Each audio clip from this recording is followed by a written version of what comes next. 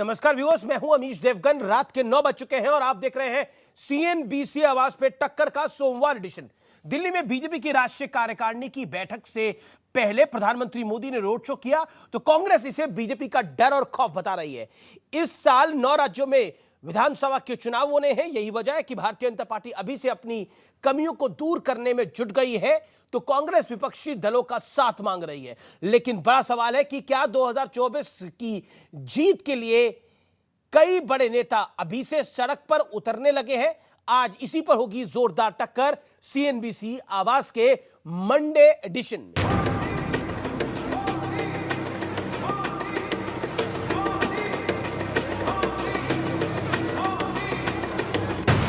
दो 2024 से पहले आज बीजेपी ने दिल्ली से चुनाव का शंखनाद कर दिया।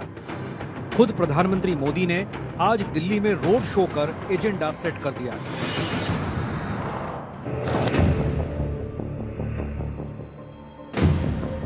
आज से ही बीजेपी की 2 दिवसीय राष्ट्रीय कार्यकारिणी की बैठक भी शुरू हुई। बीजेपी अध्यक्ष जेपी नड्डा ने कहा, 2023 में सभी चुनाव लड़ने और जीतने हैं। अध्यक्ष जी ने कार्यकारिणी समिति के सारे सदस्यों का आह्वान किया। इस साल हमें 9 प्रदेशों में चुनाव को लड़ना है और अगले साल 24 में लोकसभा का चुनाव है। हमें एक भी चुनाव नहीं हारना है। उधर कांग्रेस का दावा है कि राहुल गांधी की भारत जोड़ो यात्रा के चलते बीजेपी घबरा गई, इसलिए पीएम के रोड शो वाला इवेंट खड़ा किया।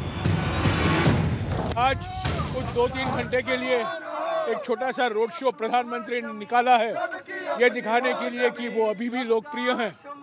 उनके लिए तो ये रोड शो इवेंट मैनेजमेंट है। लोग उनको देखने के लिए सड़कों पे खड़े होते हैं।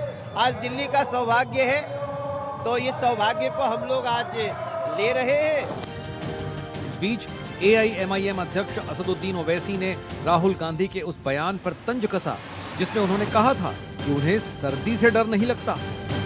50 साल में कोई बोलता मैं सर्दी को मार दिया, हाँ मैंने सर्दी को मार दिया। अब क्या बोलेंगे? बोल सकते हो उन्होंने अपना नाम लेके बोले मैं उसको मार दिया, मैं उसको मार दिया, मैं वो है ही नहीं। फिर तू क्या है? फिर जिन है। बहरहाल 24 से पहले 2023 बेहद महत्वपूर्ण साल है, लेकिन सबसे बड़ा सवाल यह है कि क्या इस बार सड़क से ही सत्ता का द्वार खुलेगा? और अब वक्त है प्रसिद्ध विश्लेषण का, 2024 से पहले 2023 के सेमीफाइनल का विश्लेषण। आइए आपको दिखाते हैं नतीजा 2018 में क्या आया। बीजेपी सबसे बड़ा दल, लेकिन मौजूदा स्थिति यह है कि कांग्रेस और जेडीएस की सरकार गिरी और बीजेपी की सरकार बनी। मध्य प्रदेश कांग्रेस ने सरकार बनाई 2018 में और मौजूदा स्थिति यह है कि 2020 में कांग्रेस की सरकार गिरी और फिर बीजेपी की सरकार बनी, यानी शिवराज सिंह चौहान सीएम बने। उसके बाद राजस्थान कांग्रेस ने सरकार बनाई, कांग्रेस की अंदरूनी कलाएं जग जाहिर है, यानी सचिन पायलट बनाम अशोक गहलोत की जंग जग जाहिर है। 2018 छत्तीसगढ़ की हम बात करें तो कांग्रेस ने सरकार बनाई। मौजूदा स्थिति कांग्रेस और भारतीय जनता पार्टी में कड़ी और कांटे की टक्कर की संभावना है। तेलंगाना बीआरएस तब टीआरएस होती थी, उनकी सरकार बनी। केसीआर के खिलाफ सत्ता विरोधी लहर इस बार संभव हो सकती है और अब बीजेपी की सीटें बढ़ी तो तब की टीआरएस और अब की बीआरएस की मुश्किलें बढ़ सकती हैं। अब बड़ा सवाल क्या है आज के इस दौर में? चुनाव वाले जो 9 राज्य हैं उसमें भारत की जनसंख्या का करीब 24% की हिस्सेदारी है और 9 राज्यों में हार जीत 2024 के लिहाज से अहम इसलिए है क्योंकि कई बड़े नेता सड़क पे उतरे हुए हैं। यह सबसे महत्वपूर्ण बात है। मेरे साथ बात करने के लिए कौन कौन जुड़ा है मेरे साथ आज की चर्चा में? डॉक्टर सुधांशु त्रिवेदी हैं, भारतीय जनता पार्टी के सांसद और प्रवक्ता। मेरे साथ रोहन गुप्ता है, कांग्रेस पार्टी के नेता और प्रवक्ता। मेरे साथ वारिस पठान है, पूर्व विधायक हैं और प्रवक्ता है एआईएमआईएम के। ओवैसी साहब ने बड़ा तंज कसा है राहुल गांधी पर। मेरे साथ प्रोफेसर संगीत रागी हैं, जाने माने राजनीतिक विश्लेषक, और सुनील यादव है, प्रवक्ता समाजवादी पार्टी के। आप तमाम लोगों का अभिनंदन है इस चर्चा के अंदर। मैं शुरुआत रोहन गुप्ता आपसे करता हूं। रोहन गुप्ता, आज जयराम रमेश की एक बड़ी टिप्पणी आई और टिप्पणी यह थी कि बीजेपी डर गई है राहुल गांधी के रोड शो से। भारतीय जनता पार्टी डर गई है, जो भारत जोड़ो यात्रा कर रहे हैं इसी वजह से ये छोटा सा रोड शो निकाला गया है। दूसरी तरफ रविशंकर प्रसाद ने प्रेस कॉन्फ्रेंस करी और कहा कि हम 9 के 9 चुनाव इस बार जीतेंगे और पूरी ताकत से लड़ेंगे, पूरी मेहनत के साथ लड़ेंगे। देखिए, ये जो दोनों स्टेटमेंट है ये दोनों पार्टी की विचारधारा दर्शाता है। एक तरफ जनता की पदयात्रा है और दूसरी तरफ सत्ता की गाड़ी यात्रा है, और दोनों में फर्क दिख रहा है। राहुल जी जब पदयात्रा कर रहे हैं तब लोगों को, आम आदमी को मिलते हैं, और जब गाड़ी में यात्रा निकलती है तो खुद के प्रचार के लिए होती है। राहुल जी जब निकलते हैं तो महंगाई, बेरोजगारी, जो धार्मिक नफरत फैल रही है उसके खिलाफ है, और वो लोग जब गाड़ी निकाल रहे हैं, गाड़ी यात्रा निकाल रहे हैं, तो उसके पीछे उनकी सत्ता की राजनीति है। 10 राज्यों के चुनाव दिख रहे हैं। अम्मी जी, जो भी राजनीति में जो भी पार्टी सत्ता में होती है, मुझे लगता है कि उसकी प्राथमिकता जो होनी चाहिए जनता के मुद्दे होनी चाहिए। सिर्फ चुनाव, ठीक है, आप जीतिए, पर जीतिए काम के बदौलत जीतिए ना। क्यों नफरत के ऊपर चुनाव जीत रहे हैं? आपको मालूम है, एक ट्रेलर जनता ने आपको दिखाया हिमाचल में, आगे आपको मालूम चलेगा कि लेकिन जनता गुजरात का ट्रेलर भी तो दिखा है। का मुद्दा है सिर्फ चुनाव जीतो। जिस राज्य से आप आते हैं वहां का ट्रेलर भी तो दिखा है। वहां पर बीजेपी को 27 साल बाद बड़ी जीत मिली है। वही बोल रहा हूं, बिल्कुल नहीं, 27 साल बाद जीत नहीं मिली है, 27 साल तक जीत मिली है। 27 साल बाद भी जीत मिली है। मेरा पॉइंट ये है, 27 साल बाद भी दोबारा जीत मिली है और बड़े मैंडेट के साथ मिली है। बिल्कुल। और आप हिमाचल, मैं यही कहना चाह रहा हूं, एक शुरुआत जब होती है, जिस हद तक इन्होंने नफरत फैलाई, अमीश भाई, आज गुजरात के चुनाव थे, गुजरात में आप भी रहे हैं, मुद्दों की कमी नहीं थी, मोरबी ब्रिज की बात हो, आखिर में चुनाव किस मुद्दे पे लड़ा जाता है? आखिर में इसी मुद्दे पे लड़ा जाता है। आप जनता को पूछेंगे तो हमको यही तो बदलना है। हम गुजरात में ये चीज नहीं बदल पाए, हिमाचल में हमने एक शुरुआत की है। अच्छा, मतलब आप कह रहे हैं कि गुजरात की जनता नफरत को पसंद करती है और हिमाचल की जनता जो कि 0.9% आपको ज्यादा वोट मिले, वो नफरत को पसंद नहीं करती है। नहीं, आप बिल्कुल नहीं, मैंने ये नहीं कहा। हम जनता तक वो मुद्दों को ठीक से नहीं पहुंचा पाए। मैं ये कह रहा हूं, हमारा अहंकार भाजपा जितना नहीं है कि हम जनता जनार्दन के ऊपर बात करें। मैं सिर्फ ये कहना चाह रहा हूं कि जो नफरत के मुद्दों पे भाजपा चुनाव लड़ रही है, उस मुद्दों को हमने हिमाचल में एक्सपोज किया। गुजरात में हम वो नहीं कर पाए, पर अब पूरे देश में होने जा रहा है। ठीक है, मेरे साथ सुधांशु त्रिवेदी भी जुड़ेंगे, लेकिन मैं पहले रुक कर लेता हूं प्रोफेसर रागी का। प्रोफेसर रागी, ये जो विश्लेषण है चुनावी, उसके अंदर हिमाचल याद किया जाता है, गुजरात भुला दिया जाता है, लेकिन 2024 महत्वपूर्ण है, ये सबको पता है। ये ओवैसी साहब को भी पता है, ये अखिलेश जी को भी पता है, ये राहुल जी को भी पता है, और ये भारतीय जनता पार्टी को भी पता है। देखिए अमीश जी, हिमाचल से ही मैं शुरुआत करना चाहूँगा। हिमाचल में कांग्रेस को पूरे जितने मत पड़े थे वो 34,000 से 38,000 वोट उसको ज़्यादा मिले हैं, और इसका मतलब है कि कांग्रेस और भारतीय जनता पार्टी लगभग बराबरी में थे। आप एमसीडी चुनाव में आप बुरी तरीके से हार जाते हैं। इतना एक प्रेस्टिजियस चुनाव था जिसे आप भी प्रेस्टिजियस बना करके लाए थे। गुजरात में आप बुरी तरीके से पराजित होते हैं। 6 ऐसे राज्य हैं देश के जहां पर कांग्रेस 0 सन्नाटा है, जहां पर नोटा की संख्या, वोटों की, कांग्रेस के जो मत प्रतिशत पड़े हैं उसमें ज्यादा है। बिहार को आप ले लीजिए, 54 ऐसी सीटों पर, जहां पर उत्तर प्रदेश में जहां ओवैसी की एक पार्टी आती है और कांग्रेस पार्टी को पीछे छोड़ करके आगे निकल जाती है। ये मत भूलिए कि देश के जितने भी राज्य हैं जहां पर कांग्रेस पार्टी को क्षेत्रीय पार्टियों ने पराजित किया है और कांग्रेस पार्टी तीसरे दल पे चली गई है, वहां से कांग्रेस पार्टी लौट करके पहले या दूसरे तक भी नहीं पहुंच पाई है। यानी कि कांग्रेस जो है, कांग्रेस को क्षेत्रीय दलों से जहां भी लड़ना पड़ा है वो हाशिए पर चले गए हैं।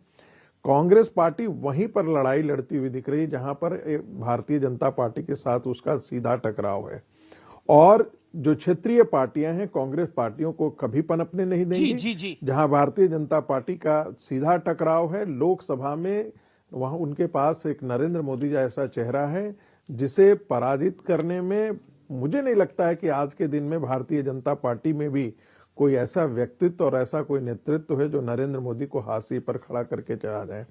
तो ऐसी चुनाव में मुझे ऐसा लगता है कि 2024 का चुनाव भी एक प्रेसिडेंशियल चुनाव की तरह होगा, जिसमें नरेंद्र मोदी का ये आपका विश्लेषण हो सकता है। आप लगभग 2 मिनट बोले, यही सबसे महत्वपूर्ण है। समय को ध्यान में रखते हुए सुनील यादव और फिर सुधांशु जी, मैं आपको बताता हूं।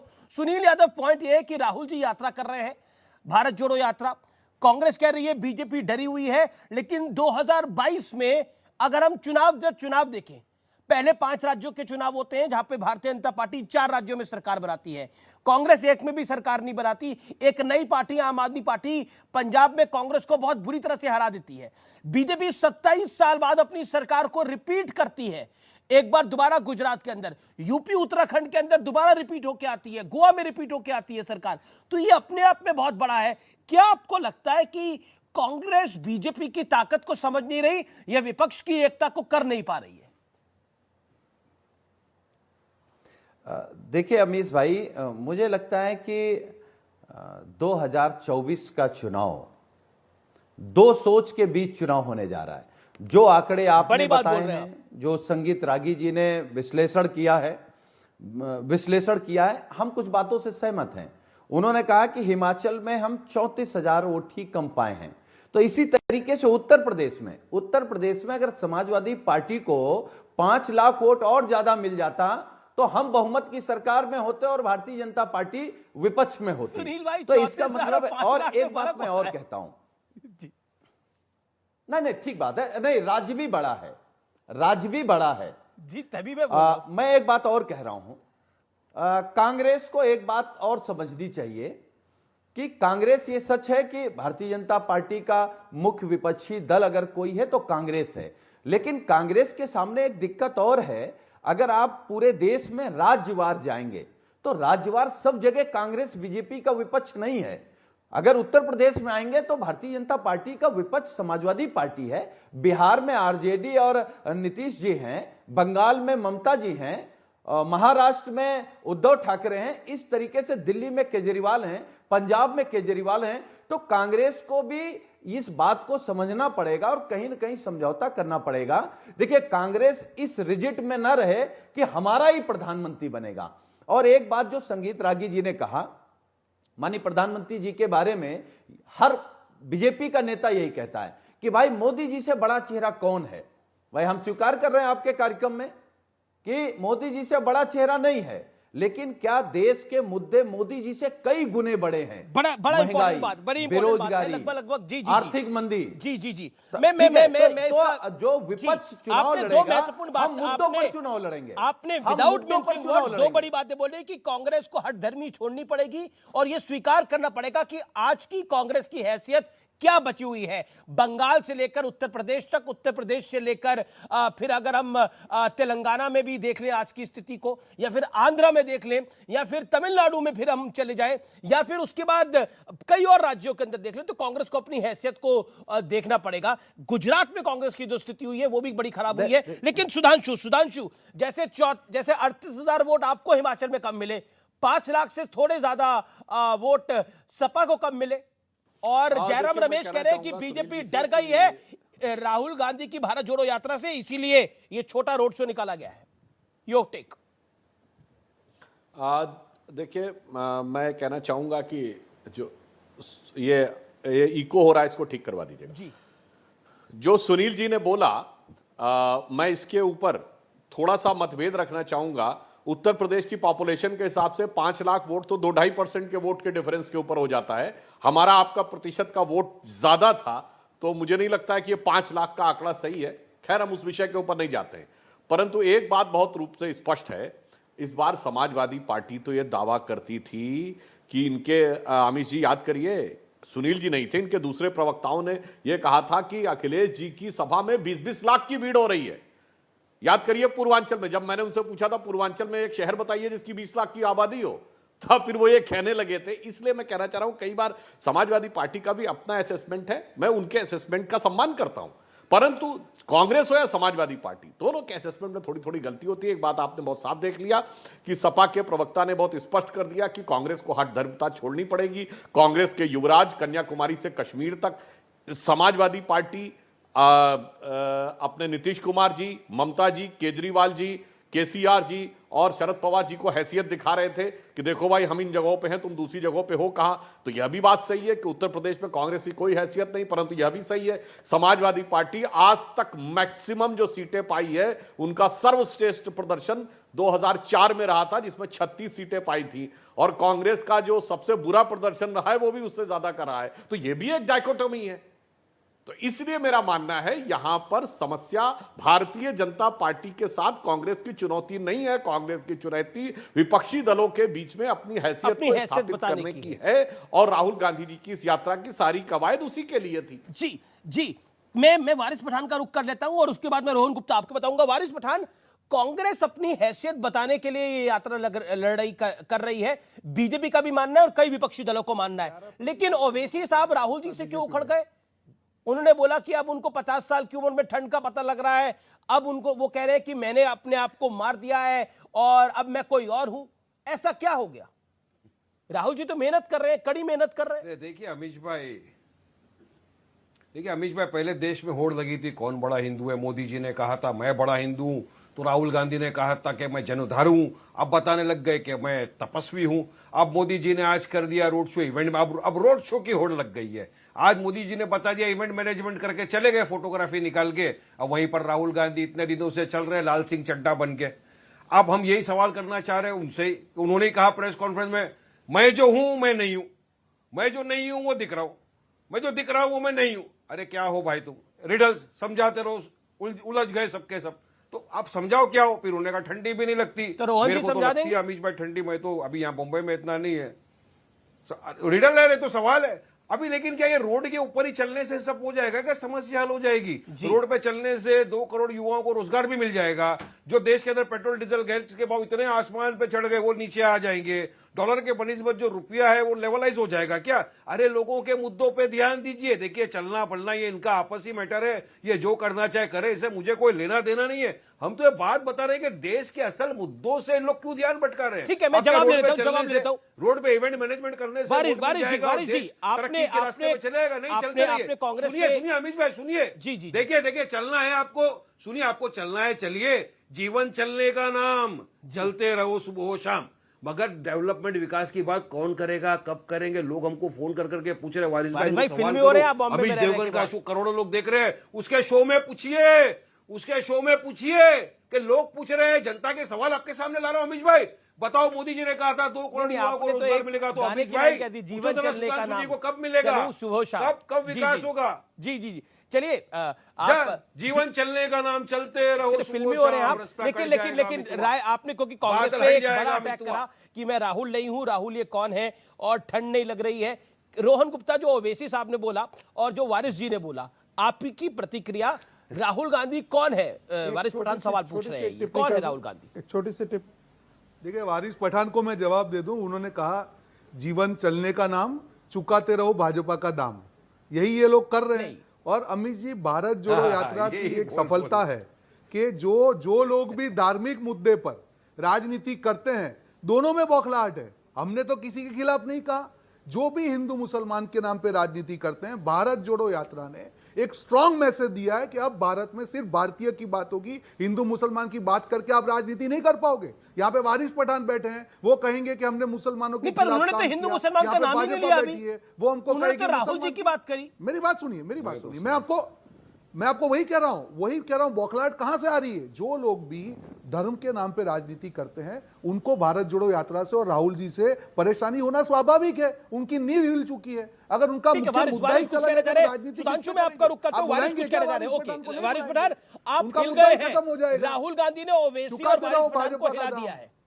जवाब आपकी पार्टी नहीं, कॉम्युनल कौन है वो तो सबने देखा। राहुल गांधी ने कहा मैं तपस्वी हूं, हम लोग ने कहा था क्या?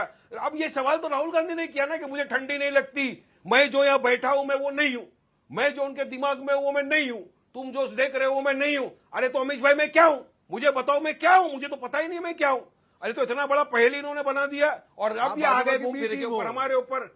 अरे भाई आप चलिए ना, चलते चलते श्रीनगर तक क्यों, हिमालय तक चले जाइए। हमने रोका कि आपको चलिए हिमालय तक चले जाइए, चलते चलते कोई फर्क नहीं पड़ेगा। मगर देश बेवकूफ नहीं है, देश मुद्दा है। उस मुद्दे से क्यों ध्यान भटका रहे सबके सब मिलके? अरे रोजगार बेरोजगारी जो बढ़ रही है उसके ऊपर कब करेंगे? हाँ, उसके ऊपर कुछ नहीं बोले। डेवलपमेंट विकास कब करेंगे? हमने बोल दिया तो आपको मिर्ची लग गई। राहुल गांधी जब मोदी जी को जाके गले मिल गए तब किसी को कुछ नहीं लगा। हम तो कुछ बोले ही नहीं। आपने ट्रोलिंग नहीं शुरू किया। कौन गले मिला था? अरे असेंबली पार्लियामेंट में जाके कौन मिला गले मोदी को? क्या वारिस पठान मिला या असद ओवैसी साहब जाके मिले? राहुल गांधी जाके मिले और वो बोलते कि मैं वो हुई नहीं। अरे अमीश भाई टेंशन हो गया है। आंख भी मार दी थी। टेंशन हो गया है। मैं नहीं हूं वो, मैं कौन हूं? मैं वारिस पठान नहीं हूं। मैं यहां जो बैठा हूं, मेरा जीन है क्या, मेरा भूत है, मैं कौन हूं? अमीश भाई बताओ आप मेरे को। अरे आप वारिस पठान है भैया, पॉलिटिकल का पता नहीं है, क्या बोलेंगे इनको? अरे आप वारिस पठान है, हमें तो वारिस पठान ही दिख रहे हैं, आप वो नहीं बन रहे। फिर वो राहुल गांधी है। अरे तो उन्होंने कहा मैं कौन हूं मुझे मालूम नहीं है, बताओ क्या करेंगे अमीश भाई? आप सुधांशु जी कुछ कहना चाह रहे हैं? अमीश भाई बोलेंगे मैं अमीश देवगन नहीं हूं। अरे मैं किससे बात कर रहा हूं? जी सुधांशु हो सकता है, क्योंकि सुधांशु पेशे से इंजीनियर है, अध्यात्म का भी ज्ञान उनको बहुत अच्छा है। ये जो अपने को पहचानने की जर्नी है, ये अंतरात्मा के मन से भी कई बार निकलती है। उस एक वो भी हो सकता है जिसका शायद ओवैसी जिस पर तंज कस रहे हैं, या फिर वारिस पठान तंज कस रहे हैं। फाइंडिंग माय सेल्फ, देखिए मैं इस बात का भी जवाब दूंगा जो आपने कहा ना, हाँ दैट अपने को खोजने वाली। पर उससे पहले मैं दो बिंदु कहना चाहूंगा। जो बातें कही जाती हैं कि सांप्रदायिक और हम हवाई बात कर रहे हैं, इवेंट मैनेजमेंट, तो मैं बता रहा हूं हमारी राष्ट्रीय कार्यकारिणी चल रही है। इससे जस्ट पहले वाले सत्र में राज्यों ने अपनी अपनी जब रिपोर्ट दी, तो छोटा सा राज्य है नागालैंड, जहां हम केवल 20 विधानसभा लड़े हैं। पर आपको पता है 2200 बूथ हैं नागालैंड में, जिसमें 1900 बूथों पर भाजपा ने अपनी बूथ कमेटियां गठित की। ये होता हमारा जमीरी काम। और कर्नाटक, जहां पर कि 52,000 बूथ हैं, हमने उसमें से 49,000 बूथों पर अब तक कमेटियों का गठन कर लिया है। और सरकार के स्तर पर चाहे उज्ज्वला योजना हो, चाहे आयुष्मान भारत योजना हो, किसान सम्मान निधि हो, या जो कोविड के दौरान अनाज दिया गया, वो सारा वितरण, तो हम जमीनी आधार पर ही काम करते हैं। पर सांप्रदायिकता की बात पे मैं अपने मित्र रोहन जी को याद दिलाना चाहता हूं, एजेंडा बिल्कुल साफ कर दिया राहुल गांधी जी की यात्रा ने। केरल में आए थे तो वो व्यक्ति साथ में था जिसने किसी जमाने में बीफ पार्टी की थी सड़क पे।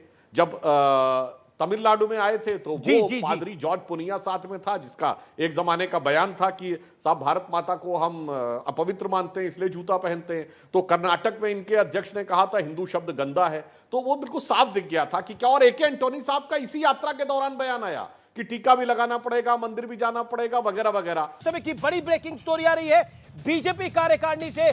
जगत प्रकाश नड्डा, बीजेपी के राष्ट्रीय अध्यक्ष, राष्ट्रीय कार्यकारिणी में उन्होंने बड़ी बात बोली। उन्होंने बोला कि 2023 हमारे लिए बेहद महत्वपूर्ण है।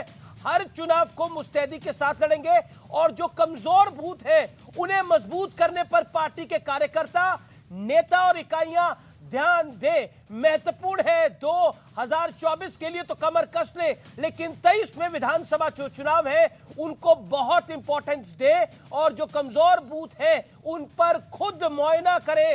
बड़े पदाधिकारी ये बोला है।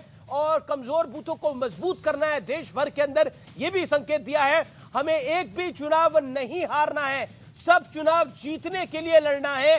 चाहे बड़ा चुनाव है, चाहे छोटा चुनाव है, पार्टी के कार्यकर्ताओं से लेकर प्रभारियों तक को लग जाना है। बड़ा संकेत दिया है जगत प्रकाश नड्डा ने, और जो काम करेगा उसे इनाम भी मिलेगा। ये बहुत डायरेक्ट मैसेज है भारतीय जनता पार्टी के अंदर कि अगर आप परफॉर्म नहीं करोगे तो फिर आपका सर्वाइवल नहीं होगा। यह भी संकेत देने की कोशिश करी है। और सूत्रों के बारे से और भी बड़ी खबरें आ रही है बीजेपी कार्यकारिणी से। मैं सीधा रुख कर सकता हूं सुनील यादव का, रोहन गुप्ता का। सुनील यादव, ये जो बीजेपी एक मेहनत करने की बात करती है और एक जिसे कहते हैं कि एक भी चुनाव नहीं हारना है, 9 राज्यों में चुनाव है, क्या आपको लगता है कि इसी वजह से, क्योंकि 2024 के लिए भी कमर कसने के लिए कह दिया गया है, क्या आपको लगता है कि ये 2024 की भी रणभेरी अब बज गई है 1.25 साल पहले? अरे स्वाभाविक है, जब 2024 सामने है तो चुनाव की सभी लोग तैयारी कर रहे हैं। लेकिन जो भारतीय जनता पार्टी के राष्ट्रीय अध्यक्ष जी ने बात कही, वही बात अभी सुधांशु जी ने कही कि भाई हम हवाई बात नहीं करते, हम बूथ पे काम कर रहे हैं। अरे बूथ पे काम कर रहे हैं, भारतीय जनता पार्टी का जो संगठन है उसका काम है। लेकिन जो देश की सम्मानित जनता ने आपको सरकार दी है, सरकार के कौन से काम हैं? आपने कहा था कि रुपया डॉलर के बराबर आ जाएगा, आ गया। आपने कहा था डीजल, पेट्रोल, गैस के दाम सस्ते हो जाएंगे, क्या हुए? पर सारे आपने तो ये कहा 2022 के विधानसभा चुनाव में उठाए होंगे सुनील भाई, लेकिन नतीजा नहीं आया। आप तो रामपुर भी हार गए उसके बाद। रामपुर जैसी कॉन्स्टिट्यूएंसी को समाजवादी पार्टी हार गई। अमीश भाई, क्या आप ये मानते हैं कि सच अगर एक बार हार गया तो सच कभी नहीं जीतेगा? क्या ये स्वीकार करते हैं? तो अरे आप भाई, सच है। भारतीय जनता पार्टी भी चुनाव अच्छा, हारी। तो आप अटल अगर जी आप के जीते नेतृत्व तो में सच हारी, जीता। तो क्या दोबारा जीत करके नहीं आई? नहीं तो अगर आप जीते नहीं, तो सच नहीं, जीता, नहीं, नहीं। बीजेपी जीती क्या- तो झूठ अच्छा, जीता। ये बताइए अमीश भाई। नहीं नहीं नहीं, अमीश भाई, हम आपसे एक केवल जानकारी चाहते हैं, इस देश में महंगाई है या नहीं? डीजल पेट्रोल महंगा है या नहीं? देश में बेरोजगारी है या नहीं? देश में सर, महिलाओं दुनिया के के हालात भी जरा अपराध देख बढ़े लीजिए। कि नहीं बढ़े?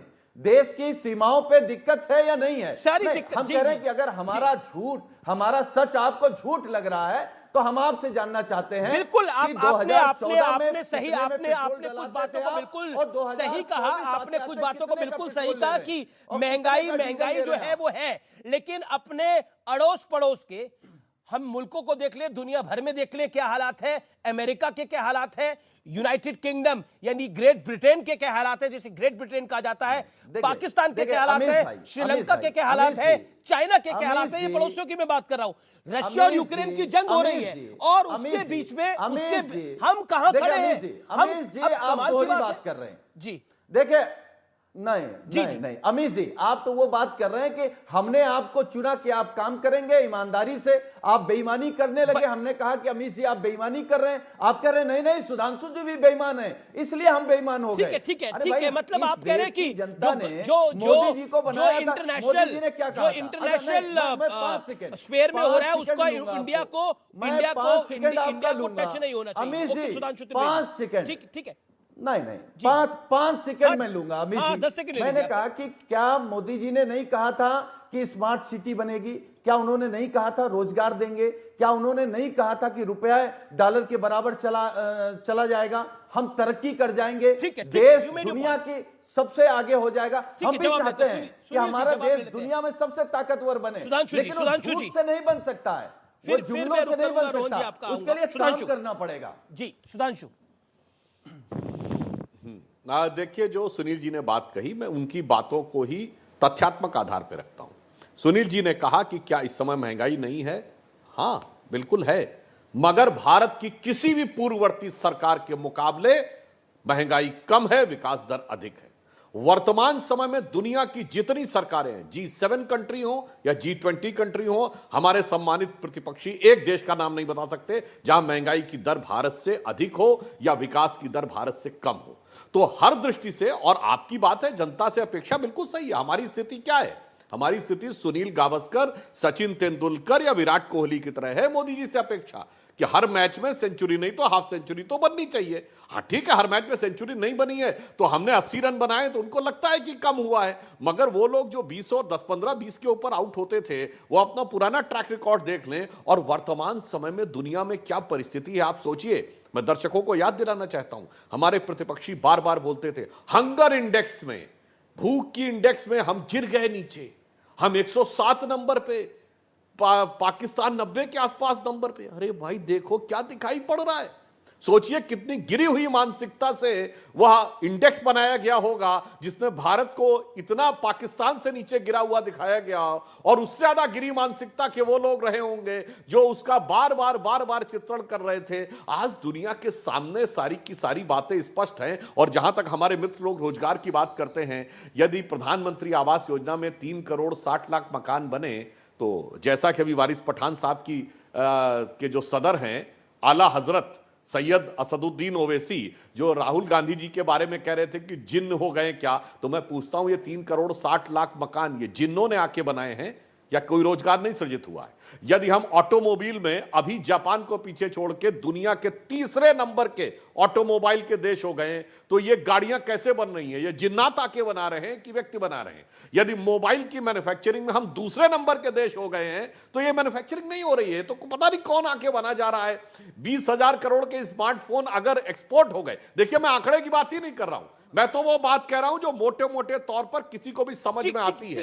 यदि 37 किलोमीटर पर डे की सड़क बन रही है, तो जिन्नात आके नहीं बना रहे हैं, कोई व्यक्ति उसको आके बना रहा है। इसलिए इनके आंकड़े जिस आधार पे आते हैं, उन आंकड़ों का आधार और जो हकीकत का आधार है, दोनों में देखने में जनता को समझ में आता है कि इन सब चीजों पर इनकी विश्वसनीयता नहीं है, मोदी जी के नेतृत्व में भाजपा की विश्वसनीयता। जी रोहन गुप्ता, सुधांशु त्रिवेदी ने जो एक बात बोली उस पर आपकी प्रतिक्रिया, और जो वारिस पठान ने बोला कि अब राहुल जी कौन हो गए, हमें तो नहीं पहचानने में आ रहा, जवाब उसकी बात पर करें। देखिए वारिस पठान जी, अगर आप गलती से 3000 नहीं 300 किलोमीटर आप चल रही है ना, तो वारिस पठान को नहीं पहचान पाएगा। आप चल के तो दिखाइए, 25 किलोमीटर रोज चल के दिखाइए, सारी बात आपको समझ में आ जाएगी। देखिए राहुल गांधी जी एक व्यक्ति की तौर पे मुद्दों को लेकर चले। पहले यही लोग रोज सवाल पूछते थे, आप प्रॉमिस करिए राहुल जी पूरी यात्रा चलेंगे, आज इतने दिन के बाद इनके सवाल बदल गए। देखिए गोल पोस्ट बदलना भाजपा की आदत है। अभी सुधांशु जी जो प्रवक्ता है, प्रफल प्रवक्ता है, वो बेचारे को मालूम नहीं है 15 लाख का जवाब कहां से दे के 15 लाख आएगा। ना जिन ला पाया, ना मोदी जी ला पाए, कोई नहीं ला पाया 15 लाख। ये मोदी जी के स्टेटमेंट है कि हर भारतीय को 2022 तक घर मिलेगा। क्या आप सुधांशु जी कह पाएंगे हर भारतीय को घर मिला? आपने आंकड़ा दिया, पर हमने नहीं कहा था, आपके प्रधानमंत्री जी ने कहा था। अब कौन सा जिन बाकी के घर खत्म करेगा? हर घर में 24 घंटे बिजली मिलेगी, ये कौन सा जिन लाके देगा? किसानों की आय 2022 तक दुगनी होगी, अब ये कौन सा जिन आके करेगा? बुलेट ट्रेन चल जाएगी, कौन सा जिन चलाएगा? भाई साहब, आप जब जनता को वादे करते हैं तब आपको वो वादों को गोल्ड पोस्ट की तरह काम करना होता है। आप गोल्ड पोस्ट नहीं बदल सकते हैं। हर सरकार काम करती है, पर आप क्या वादे करके सत्ता में आए थे और आप क्या डिलीवर कर रहे हो, उसका जो गैप है जनता तो वो देखती है। आप महंगाई की बात नहीं करेंगे, बेरोजगारी की बात नहीं करेंगे, कुपोषण की बात नहीं करेंगे, गरीबी की बात नहीं करेंगे, क्योंकि आपको मालूम है जहां शासन की बात है आपके पास 8 साल में बोलने के लिए कुछ नहीं है। आप नोटबंदी सेलिब्रेट नहीं कर सकते, लोगों के बीच में जो नफरत है उसको सेलिब्रेट नहीं कर सकते हैं। ठीक है सुधांशु, आपको एक लाइन सुनिए अमीश भाई, बस एक लाइन, ज्यादा नहीं, फिर वारिस भाई बोल लेंगे। ठीक है मैं बस एक लाइन याद दिलाता हूं, बहुत अच्छी बात रोहित जी ने कही। एक लाइन मत बोल दूं, बोल लीजिए। रोहित जी ने बहुत अच्छी बात की, रोहित जी ने बहुत अच्छी बात कही कि साहब देखिए जो बातें सोची जाती हैं। जी सुधांशु, बस एक लाइन कह दूं। देखिए रोहन जी ने बड़ी अच्छी बात कही कि कौन जिन ला के देता। साहब ये कहते थे पेट्रोल डीजल की कीमत बढ़ी, हिमाचल में जहां 37,000 के अंतर से बस किसी तरह सरकार बनाने में सफल हुए। 3 हफ्ते में 3 रुपया बढ़ा दिया, 3 हफ्ते में 3 रुपया बढ़ाया। और सवाल आपने क्या वादे किए थे वो बताओ ना। करते हैं, कहते 15 लाख कहां पे है? दिख जाता है ना जनता को। जिन करते कहा किया और 3 हफ्ते के अंदर आपके मध्य प्रदेश के प्रदेश अध्यक्ष के एडवाइजर जिन्ना और सावरकर की तुलना बराबर कर डाली है। लेकिन वारिस पठान, जवाब आपका। आप खुद अपने आप को नहीं पहचान पाएंगे अगर थोड़ी सी यात्रा कर लेंगे तो।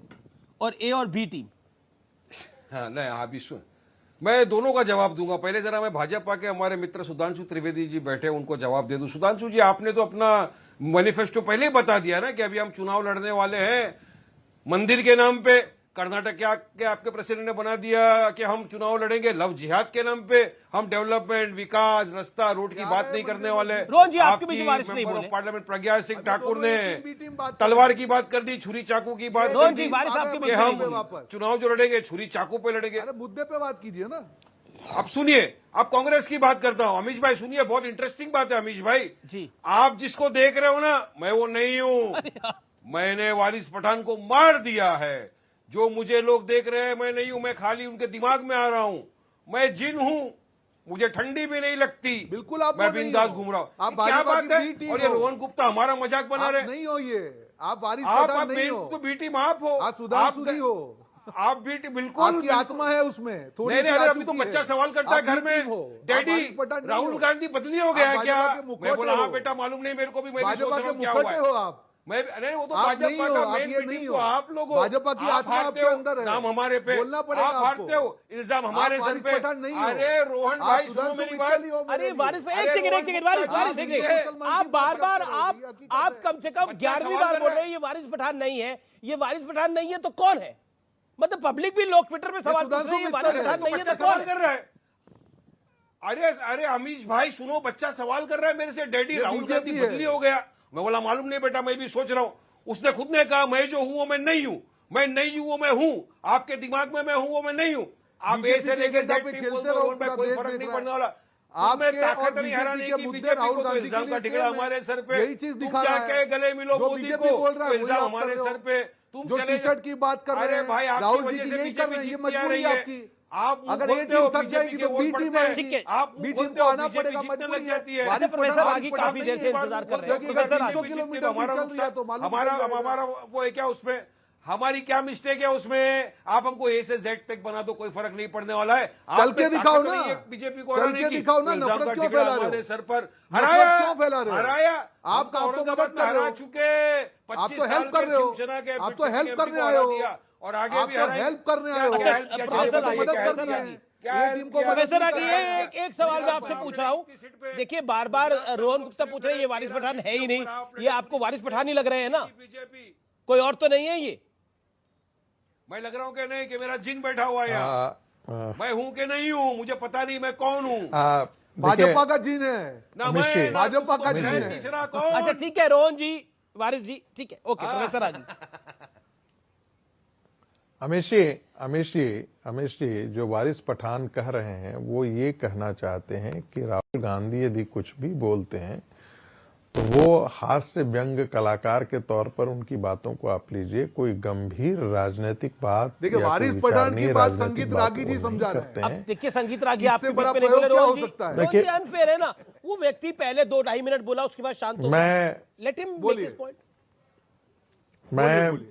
देखिए मैं वैसे भी मानता हूं कि राहुल गांधी का मतलब एंटरटेनमेंट। राहुल गांधी का मतलब ही है फुल एंटरटेनमेंट। जब वो संसद में जाते हैं उन्होंने अभी इतनी बड़ी यात्रा करी है, एक गंभीरतापूर्ण यात्रा मैंने देखिए काउंटर क्वेश्चन है मेरा आपसे।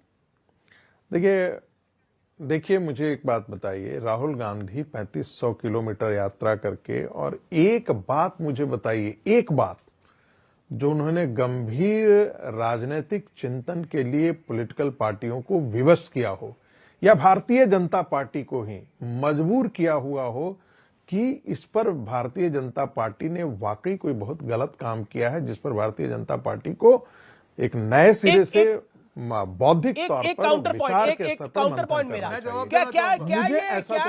मेरा काउंटर पॉइंट है, क्या राहुल गांधी ये तो बताने की कोशिश नहीं कर रहे थे, जिस राहुल गांधी का आप मजाक उड़ाते हैं, जिस राहुल गांधी के बारे में आप कुछ और भी बोलते हैं, मैंने उस राहुल गांधी को समाप्त कर दिया है और मैं एक नया राहुल गांधी हूं। क्या राहुल गांधी का वो कहने का प्रयास तो नहीं था? हो सकता है आप ही नहीं समझ पा रहे हो, आप उतने ना समझो। देखिए जब आप कहते हैं कि मैंने अपने आप को जब आप कहते हैं जब आप कहते हैं कि मैंने इस पक्ष को समाप्त कर दिया है, उनका कहना है कि आप देखिए मुझे आप पप्पू बोलते थे, आप इस ढंग से हमें बताते थे, मैंने उसको उस चरित्र को खत्म कर दिया है। इसका मतलब कहीं ना कहीं आपको एहसास है ये मेरा पर्सपेक्टिव हूं। और दूसरी बात, अभी कोई अवसर नहीं, मैं वो जब कह रहे थे तो वो यही सी बात की तरफ इशारा कर रहे थे। और दुनिया को कहने दीजिए ना कि राहुल गांधी एक मैच्योर नेतृत्व के तौर पर निभर करके आए हैं। विपक्षी पार्टियों को तो बोलने दीजिए कि हाँ भाई कोई ठीक है, वो ओपन प्लेटफॉर्म पर नहीं बोलेंगे, सुधांशु जी ओपन प्लेटफॉर्म नहीं बोलेंगे, लेकिन देखिए शरद पवार की अपनी मजबूरी है। ये जितने पारिवारिक और वांशिक पार्टियां हैं ना, वो तो बोलेंगी ही बोलेगी, क्योंकि सब एक ही नाव में डूबेंगे। एक सेकंड, जितनी परिवार की पार्टियां हैं, जितनी क्षेत्रीय पार्टियां हैं, चाहे वो मुलायम सिंह के अखिलेश यादव की पार्टी हो, चाहे वो बादल साहब की पार्टी हो, चाहे वो शरद पवार की पार्टी हो, जितनी क्षेत्रीय पार्टियां हैं वो सब वंशानुगत पार्टियां हैं, एक परिवार की पार्टी है। तो ऐसे लोग तो राहुल गांधी के साथ खड़े होंगे, लेकिन राहुल गांधी, ये आप कहने का कोशिश कर रहे हैं, के लिए तैयार नहीं होंगे। पारिवारिक पार्टियों की मजबूरी है राहुल गांधी की तारीफ करना। देखिए अमित जी, क्योंकि संगीत रागी जी आज डिबेट में थे तो मैं जानता था कि आरएसएस का कोई व्यक्ति बैठे कार्यक्रम में या बीजेपी का, वो क्षेत्रीय दलों को ये जरूर कहता है कि ये जातिवादी हैं, ये परिवारवादी हैं। मैं कह रहा हूं चलिए, समाजवादी पार्टी को तो 30-32 साल हुए, आरएसएस का गठन हुए 90 साल हो गया। संगीत रागी जी, 90 साल में आप कहते हैं सबका साथ सबका विकास, पिछड़ा दलित। आप बताइए कि कोई आरएसएस का प्रमुख पिछड़ा और दलित क्यों नहीं बना, और अभी तक नहीं बना, क्या भविष्य में बनेगा? क्योंकि आरएसएस से ज्यादा जातिवादी कोई है ही नहीं इस देश में। अगर जातिवाद असली कहीं देखना है आपको तो आरएसएस में झांक के देखिए, अपने परिवार में झांक के देखिए। हंसने से बात नहीं चलेगी ना ना ना ना ना। आप इसका जवाब दीजिए कि आरएसएस का क्या कोई प्रमुख ओबीसी और एससी हो सकता है? प्रोफेसर आगे देखिए हमने कहा कि एक पारिवारिक क्षेत्रीय पार्टियां हैं, वो परिवार की पार्टी बन गई है, यानी कि एक परिवार तय करता है कि कौन मुख्यमंत्री बनेगा, कौन अध्यक्ष बनेगा, कौन सांसद सदस्य बनेगा। एक ही परिवार के 15, 20, 26, 25 लोग सत्ता प्रतिष्ठान के हिस्से बनते हैं और निर्णायक हिस्से बनते हैं। राष्ट्रीय स्वयंसेवक में ये सब कोई चीजें नहीं है, उनको पता नहीं है शायद। वनवासी कल्याण आश्रम दुनिया का सबसे बड़ा संगठन है जो वनवासियों के बीच में कायम है। और संगीत जी केवल ये एक से बता एक दीजिए, ट्राइबल पिछड़ा चीफ दलित जो है, भी एक कभी से आरएसएस सुन का लीजिए मेरी प्रमुख बात, बनेगा सुन ही? लीजिए सर, सुने। अरे भाई करोड़ों लोग हैं, आप करोड़ों कई बार लोग हमको हैं, आप समझा जानते चुके नहीं हैं, हैं, लेकिन ये आप बात नहीं कभी जानते नहीं हैं, बताते हैं कि पिछड़ा आप और दलित नहीं भी जानते कभी हैं प्रमुख बनेगा। सेवा क्षेत्र में कितने। नहीं, हम जानते हैं। अरे आप सर, सबसे ज्यादा आपको मालूम है जातिवादी राष्ट्रीय संगठन स्वयंसेवक संघ के, हम नहीं जानते हैं ना। हम तो अमीश जी के कार्यक्रम में आपसे कह रहे हैं कि आप बताइए 90 सालों में आपने ओबीसी एससी को प्रमुख क्यों नहीं बनाया? चलिए, जवाब लेते अभी हैं, तक ठीक नहीं है, बनाया, भविष्य में क्या बनाएंगे? हम सभी को हिंदू के रूप में देखते हैं, हम सभी को हिंदू के रूप में देखते हैं। हमारे लिए कोई Yes, ओबीसी नहीं है, देखिए, जब कोई वोट दलित लेना नहीं है है, तो OBC, SC राम के हिंदू देश है। में और सारे जब अधिकार राममय देना हैं। हो- वक्त एक ब्रेक का है, आप देखते रहिए टक्कर का सोमवार एडिशन।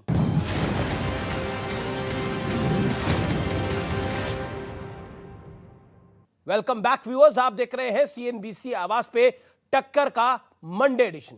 सुधांशु, बीते दिनों से राहुल गांधी भी भारत जोड़ो यात्रा कह रहे हैं, जिसमें वो कह रहे हैं नफरत समाप्त होनी चाहिए, जातिवाद में भी जो नफरत है वो भी समाप्त होनी चाहिए।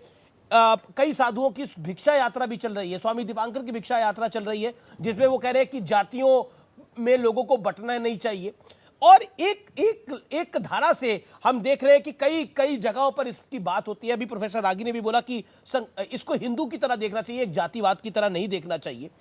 क्या आपको लगता है कि ये आजाद भारत की सबसे बड़ी समस्या है जो अंग्रेजों की हमें देन है?